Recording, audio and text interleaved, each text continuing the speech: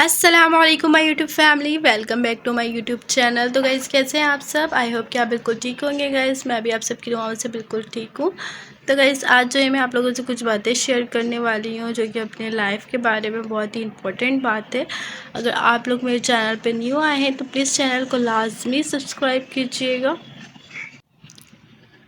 तो गाइज़ जैसे कि आप लोगों को पता है कि मेरा व्लॉगिंग का चैनल है, तो आज मैंने सोचा कि मैं आज आप लोगों से फ़ेस टू फेस बात करूं, क्योंकि मुझे आप लोगों से बात करनी थी, क्योंकि आप लोग मेरी यूट्यूब फैमिली है।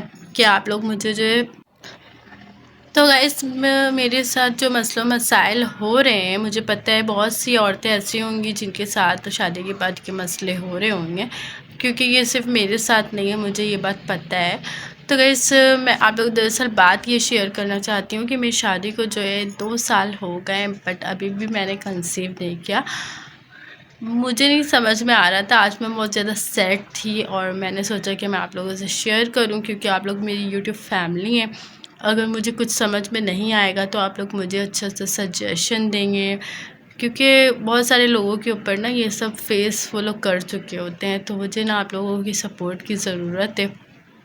तो गाइस ये 2 साल मेरी लाइफ में इतने बुरे गुज़रे, इतने बुरे गुज़रे ना, आप लोग सोच भी नहीं सकते। बुरे गुज़रे हैं इसी चीज़ की वजह से कि मैंने अभी तक कंसीव नहीं किया।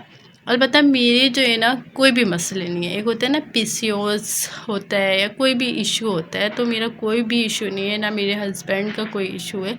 हम लोग दोनों माशाल्लाह से एक्टिव हैं, बट तब भी नहीं। इतना इलाज करवाया है, इतने अच्छे अच्छे हॉस्पिटल गए, इतने अच्छे अच्छे क्लिनिक गए, लेकिन कहीं से भी ना कोई भी फ़ायदा नहीं होता। लेकिन मुझे समझ नहीं आता ऐसा क्यों हो रहा है, क्योंकि आपको पता है इतने महंगे ट्रीटमेंट है ना, ये सब चीज़ के इनफर्टिलिटी के इतने महंगे ट्रीटमेंट है ना, कोई भी नॉर्मल बंदा जो है नहीं अफोर्ड कर सकता। मुझे ना कभी कभी अपने हस्बैंड के ऊपर इतना ज़्यादा अफसोस आता है। वो इतनी मेहनत करते हैं और फिर हमारे ज़्यादातर पैसे इन्हीं सब चीज़ में चले जाते हैं, तो बहुत ज़्यादा दुख होता है। कभी कभी उनका चेहरा देखती हूँ ना, इतना लेट आते हैं ऑफिस से और जो है फिर बोलते इधर दर्द हो रहा, उधर दर्द हो रहा। और फिर जब हमारे लाइफ में जो है ना, आपको पता है शादी से पहले ही जो है ना, मुझे ना बच्चों को बहुत शौक था। मतलब किसी के भी छोटे बच्चों को मैं देख लूँ ना, तो बस मुझे इतने अच्छे लगते थे, इतने अच्छे लगते थे। बस शुरू से एक ख्वाहिश थी कि अपने बच्चे होंगे ना तो उसको ऐसे रखूँगी, वैसे रखूँगी। बट मैं ये सोचती हूँ जिसको जितना ज़्यादा शौक़ होता है ना, अल्लाह ताला उसको जो है ना उतने ही देर से देते हैं। लेकिन मुझे अल्लाह ताला पे बिलीव है, अल्लाह ताला पे यकीन है कि एक दिन लाज़मी आएगा ये दिन। अपना उम्मीद नहीं छोड़ना, अपना हमेशा अपने दिमाग में अच्छी चीज़ की उम्मीद रखना चाहिए इंसान को। बट कभी कभी जो है ना बहुत ज़्यादा दुख होता है, खुद ही इंसान टूट जाता है अंदर से। जब बट बहुत ज़्यादा बंदा मेहनत करता है, एफर्ट करता है, बट तब भी वो चीज़ नहीं मिलती ना, तो बहुत ज़्यादा दुख होता होगा। मेरी बहुत सारी बहनें होंगी जिनके ऊपर ये चीज़ गुजरा होगा। तो गैस कल जो है ना मैं हॉस्पिटल गई थी, तो वहाँ पे ना एक लड़की थी जिसे मैं बात करी थी। मतलब वो भी मेरे साथ बैठी हुई थी, हम लोग दोनों ऐसे ही बैठे हुए थे, वेट कर रहे थे, डॉक्टर नहीं आई थी, तो जो है हम लोग आपस में बात कर रहे थे। तो गैस वो मुझसे कह रही थी कि ना, मैं उसे पूछी कि आपकी शादी को कितने साल हो गए, तो उन्होंने कहा कि मेरी शादी को 3 साल हो गए। तो मैंने कहा कि मतलब आपका फ़र्स्ट बेबी है? उसने कहा हाँ, ये आपका फ़र्स्ट, मतलब उसका फ़र्स्ट बेबी था। तो मैंने कहा इतना लेट क्यों कंसीव किया आपने? तो कह रही थी ना कि बिल्कुल सेम मेरी तरह उसने बताया कि बोले कि मेरे हस्बैंड में भी कोई मसला नहीं था और ना मुझ में कोई मसला था, बट नहीं हो रहा था। बस मैंने एक दफ़ा ट्रीटमेंट करवाया तो वहाँ पे ना इतने महंगे महंगे टेस्ट और इतनी महंगी महंगी दवाइयाँ थी, तो ना मैं ना अफोर्ड नहीं कर सकती थी। इस वजह से मैंने छोड़ दिया सब कुछ अल्लाह ताला के ऊपर। बट उसने कहा कि मेरी जो है ना डाइट अच्छी नहीं थी, मतलब मैं खाना वगैरह ना सही से नहीं खाती थी, सुबह नाश्ता तो मैं करती ही नहीं थी। तो उसने कहा कि मेरी डाइट वगैरह अच्छी नहीं थी। तो वहाँ पे एक नर्स थी, उन्होंने मुझे कहा जब कोई मसला नहीं है तो इतना महंगा महंगा ट्रीटमेंट कराने का आपको ज़रूरत नहीं है, आप जो है अपनी डाइट पे फोकस करें। उसने जो है एक डाइट चार्ट, मतलब चार्ट उसे बना के दिया जिसमें उसने बताया कि ना सुबह 2 बॉयल एग खाने और 1 गिलास दूध पीना लाजमी, और दिन में दाल रोटी का यूज़ करें, और रात में जो है कम से कम सोने से 4 घंटा 3 घंटा पहले ही खाना खा लेना है, और खाने में ज़्यादातर रोटी का यूज़ करें, चावल कम करें। तो मैंने कहा कि माशाल्लाह से मेरी डाइट तो बिल्कुल ठीक है, बस सुबह का नाश्ता जो होता है ना मुझे करने में बहुत ज़्यादा इशू होता है। तो सुबह का नाश्ता मुझसे करा ही नहीं जाता, बहुत मुश्किल से अगर मैं आधी रोटी खा ली तो खा ली, फिर मुझसे नहीं किया जाता।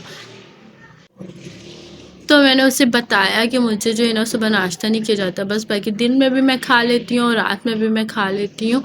तो उसने कहा ना सुबह का नाश्ता ही बहुत इम्पोर्टेंट होता है। जब से मैंने नाश्ता करने स्टार्ट किया है तो मेरी जो है ना माशाल्लाह से 2 महीने में जो है ना मुझे कंसीव हो गया, जो कि मुझे 2.5 साल में नहीं हो रहा था। अभी उसकी शादी को 3 साल मुकम्मल होने ही वाले हैं, कुछ महीने बाकी हैं, माशाल्लाह से उससे कंसीव हो गया।